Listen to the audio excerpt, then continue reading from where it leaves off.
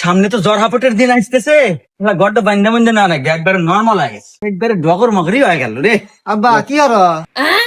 আরে কইস না, যে সামনে তো জ্বর হাপটের দিন আসতেছে, গড়টা তো ভাঙ্গা চুরা শেষ, এখন তো বান্ধা বুন্দা নাকবো এটা দেখতেছি।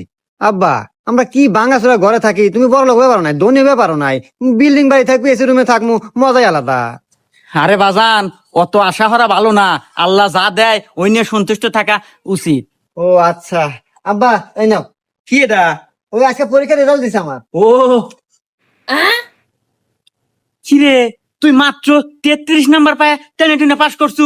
ইস, আমার কত আশা আছিল তুই ভালো হয়ে পড়াশোনা হয়ে এ প্লাস পাবো, আমার মুখ উজ্জ্বল হয়ে যাবো। আব্বা হনু, অত আশা করা ভালো না, আল্লাহ যা দেয় ওইটুকু নিয়ে সন্তুষ্ট থাকা উচিত।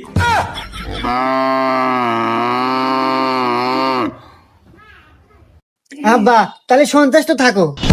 বাইগান।